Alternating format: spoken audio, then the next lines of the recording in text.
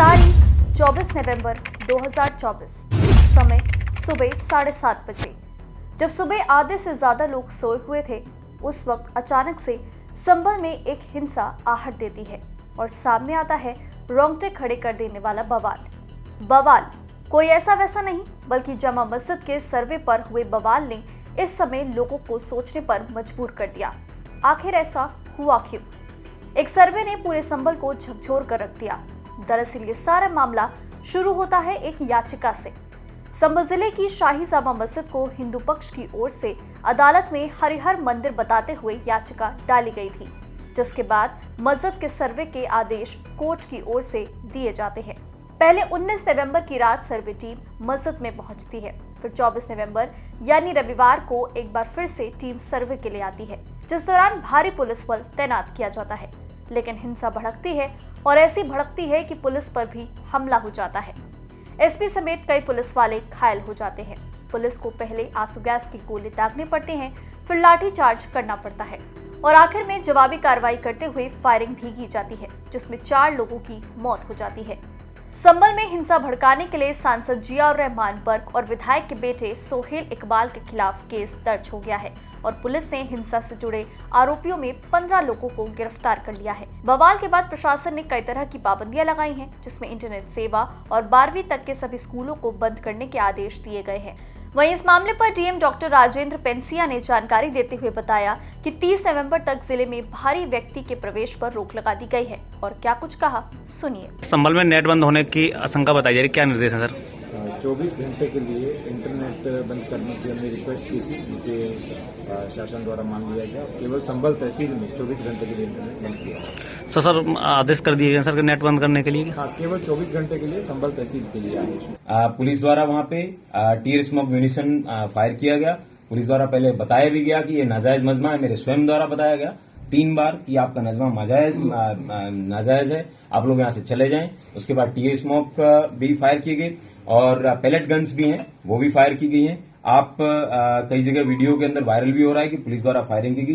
Police द्वारा वो pellet gun का प्रयोग किया गया। पुलिस द्वारा किसी भी लीथल वेपन जिससे कि किसी व्यक्ति की जान जा सके, पुलिस द्वारा ऐसा कोई भी वेपन है वो फायर नहीं किया गया है। इससे मैं आप सबको आगाह करना चाहता हूं। और इसके अलावा सोशल एलिमेंट्स थी जिन्होंने फायर किया, जिसकी वजह से 2 लोगों की जान गई है, 3 की डेथ हुई है। रोकी कहते हैं फायरिंग की वजह से। Only postmortem can tell you कि what is the situation, but obviously who in his right sense will fire upon a police officer to whom they go for justice every day. Sir कितनी कोई व्यक्ति अगर सामने उसको दिख रहा है कि भाई इतने सारे पुलिस ऑफिसर्स पुलिसमैन खड़े हैं, वहां 200 पुलिसमैन खड़े थे, उसके बावजूद अगर उन लोगों में ऑडेसिटी है पत्थर फायर करने की, देन दे हैड डिसाइडेड कि we will by hook or crook will go and take over the Jama Masjid. कितने लोगों को आपने गिरफ्तार किया है, हिरासत में लिया है? हमने अभी तक 21 लोगों को हिरासत में लिया है। उन लोगों के पास से कई प्रकार के वेपन्स हैं, वो भी रिकवर हुए हैं। और मौके पे और उससे भी ज्यादा इंटरेस्टिंग चीज है कि जिस जगह पे जो जहां पे फायरिंग चल रही थी, इन आपस लोगों के बीच में पता चला और पुलिस ने बाद में उन लोगों को चैलेंज करके वहां से दौड़ाया भी है। तो वहां पे भी कई प्रकार के 32 बोर के 315 बोर के और नॉर्मल 15 बोर के इस तरीके के तमाम जो है खोखे हैं वो पुलिस को बरामद हुए हैं। जिन लोगों को हिरासत में 21 detained because FIR is yet to be जिन लोगों को डिटेन किया है उनसे पूछताछ में उनमें से 2 महिलाएं हैं। मैं बता रहा था, महिला के द्वारा और उनके परिवार, जहां वो घर भी आइडेंटिफाई कर लिया गया है, वहां से ऊपर से छर्रे का फायर भी आया और बाल बचे हम लोग। और उसके बाद में वहां पे ऊपर से पत्थरबाजी की गई, जहां पे डीआईजी साहब, डीएम साहब सब लोग मौजूद थे। और बाद में वहां से उस घर से 2 महिलाओं को जो है हिरासत में लिया गया। वहीं अब इस मामले में नेताओं की भी एंट्री हो गई है, जिसमें Sapa chief Akhilesh, deputy CM Brajesh, Azad Samaj party के राष्ट्रीय अध्यक्ष चंद्रशेखर आजाद, वायनाड से सांसद प्रियंका, नेता प्रतिपक्ष राहुल गांधी समेत कई बड़े नेताओं ने संभल में हुई हिंसा पर सवाल खड़े किए हैं। वहीं अखिलेश ने संभल में हो रहे सर्वे पर क्या कुछ कहा, सुनिए। सर्वे हो चुका था, चुनाव के चर्चा न हो पाए, हमारी आपकी प्रेस गड़बड़ा जाए, इसलिए जानबूझ करके सुबह सर्वे की टीम भेजी है, जिससे माहौल खराब हो जाए, कोई चुनाव पर चर्चा न कर सके।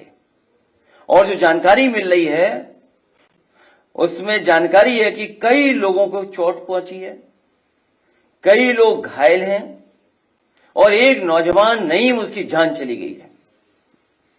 आखिरकार जब सर्वे हो चुका था मस्जिद का, तो दोबारा सर्वे क्यों करा ये सरकार, और वो भी सुबह और बिना तैयारी के। कानूनी और कोर्ट के जो प्रोसीजर, उसमें मैं नहीं जाना चाहता हूं कि दूसरे पक्ष की सुनवाई ही नहीं है, कोई सुनने वाला नहीं है दूसरे पक्ष को। और ये जानबूझ के इसलिए किया है कि आज किस बात पे चर्चा हो, किस इमोशन पे चर्चा हो, ये जानबूझ करके सरकार ने कराया है। संभल में हुए पथराव की घटना पर उत्तर प्रदेश के उप मुख्यमंत्री ब्रजेश पाठक ने कहा, न्यायपालिका के आदेश पर संभल में सर्वे चल रहा था। जो भी घटना हुई वो दुखद है। घटना की जांच होगी और निष्पक्ष कार्रवाई होगी। संभल में हुई पथराव की घटना पर कांग्रेस सांसद राहुल गांधी ने सोशल मीडिया साइट एक्स पर पोस्ट करते हुए लिखा, संभल उत्तर प्रदेश में हालिया विवाद पर राज्य सरकार का पक्षपात और जल्दबाजी भरा रवैया बेहद दुर्भाग्यपूर्ण। हिंसा और फायरिंग में जिन्होंने अपनों को खोया है उनके प्रति मेरी गहरी संवेदनाएं हैं। प्रशासन द्वारा बिना सभी पक्षों को सुने और असंवेदनशीलता से की गई कार्रवाई ने माहौल को और बिगाड़ दिया है और कई लोगों की मृत्यु का कारण बना है, जिसकी सीधी जिम्मेदार भाजपा सरकार है। भाजपा का सत्ता का दुरुपयोग हिंदू मुसलमान समाजों के बीच दरार और भेदभाव पैदा करने के लिए करना न प्रदेश के हित में है और न देश के। मैं सुप्रीम कोर्ट से इस मामले में जल्द से जल्द हस्तक्षेप कर न्याय करने का अनुरोध करता हूं। मेरी अपील है कि शांति और आपसी सौहार्द बनाए रखें।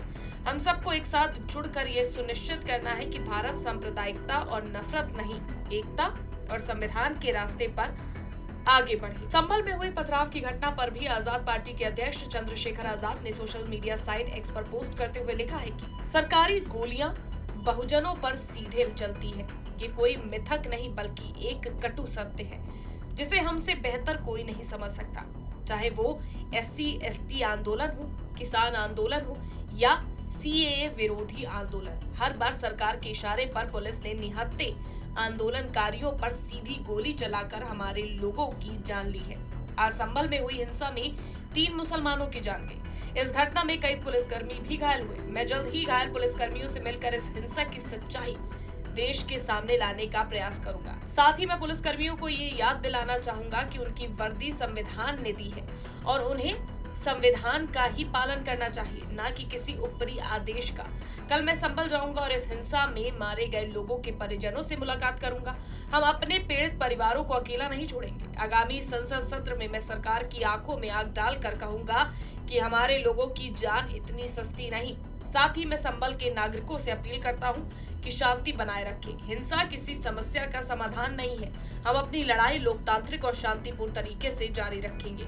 ये लड़ाई केवल एक समुदाय की ही नहीं बल्कि पूरे देश के लोकतांत्रिक और संवैधानिक अधिकारों की है। आइए हम सब मिलकर एकजुट रहें और संविधान के प्रति अपनी आस्था बनाए रखें।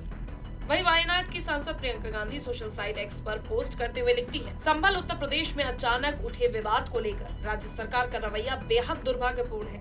इतने संवेदनशील मामले में बिना दूसरा पक्ष सुने, बिना दोनों पक्षों को विश्वास में लिए प्रशासन ने जिस तरह हड़बड़ी के साथ कार्रवाई की, वो दिखाता है कि सरकार ने खुद माहौल खराब किया। प्रशासन ने जरूरी प्रक्रिया और कर्तव्य का पालन करना भी जरूरी नहीं समझा। सत्ता में बैठकर भेदभाव, अत्याचार और फूट फैलाने का प्रयास करना न जनता के हित में है और न देश के हित में।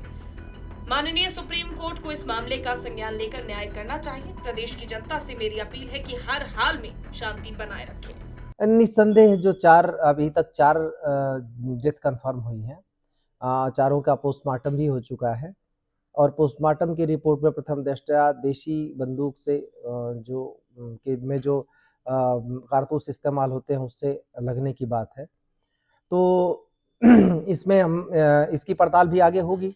इसमें पुलिस इन्वेस्टिगेशन करेगी। मैजिस्ट्रियल जांच के भी आदेश दिए जा चुके हैं, तो मैजिस्ट्रियल जांच भी इसमें होगी और उसमें हर एक की भूमिका उसमें आएगी। और इसमें जैसे आगे साक्ष्य मिलते जाएंगे, जैसा मैंने कहा, कड़ी कार्रवाई करेंगे। इसमें NSA लगाने तक का भी प्रावधान है और उसमें भी हम कार्रवाई करेंगे। वहीं 30 नवंबर तक जिले में भारी व्यक्तियों के प्रवेश पर रोक लगा दी गई है। आदेश के मुताबिक जिले में बाहरी व्यक्ति, सामाजिक संगठन और जनप्रतिनिधि के प्रवेश पर रोक लगा दी गई है। बिना अनुमति जिले की सीमा में प्रवेश नहीं करेगा। यदि कोई उल्लंघन करता है तो उसके खिलाफ सख्त कार्रवाई की जाएगी। प्रशासन ने अति संवेदनशील स्थिति को देखते हुए ये कदम उठाया है। हम संभल पर मौजूद हैं। यहाँ पर शांति व्यवस्था अगर देखी जाए तो शांति व्यवस्था पूरी तरह से कायम है। जिस तरह से जो कल दंगा हुआ था उसको पुलिस ने किस तरह से रोका है, किस तरह से निपटाया है, वो एक बड़ा विषय है। क्योंकि इतना बड़ा सर्वे के दौरान एक दंगा हो गया, क्योंकि इसमें 4 लोगों की मौत हो गई और करीब 2 से 3 लोग गंभीर रूप से घायल हैं, जो कि अस्पताल में भर्ती हैं। उनकी हालत नाजुक बताई जा रही है। अभी देखना ये है कि जिस तरह से सांसद जियाउर बरक व इकबाल महमूद के पुत्र सोहेल इकबाल पर ये मुकदमा दर्ज किया गया, साथ ही साथ 200 लोग अज्ञात लिए गए हैं और 20 के नाम दर्ज FIR हुई है। एक बड़ा सवाल है, क्योंकि आरोप लगाया जा रहा है कि जियाउर बरक के द्वारा जो है भड़काऊ बयान दिए गए हैं। इस तरह को देखते हुए जो है इन पर FIR दर्ज की गई है। लेकिन अगर बात किया शांति व्यवस्था, तो शांति व्यवस्था बिल्कुल कायम है। सर्वे के दौरान जिस तरह से हिंसा की गई थी, हिंसा के पीछे वजह क्या थी, किसने इनको भड़काया, किसने इनको उकसाया, ये एक बहुत बड़ा सवाल है। क्योंकि इतना बड़ा एक पैमाने पर भीड़ इकट्ठी हो जाना एक बहुत बड़ी चुनौती है। क्योंकि जो LIO विभाग है, वो LIO विभाग कहाँ पर था, किस तरह सो रहा था, क्योंकि उसने पूरी रिपोर्ट उच्च अधिकारियों को क्यों नहीं सौंपी, क्या योजना थी इन लोगों की।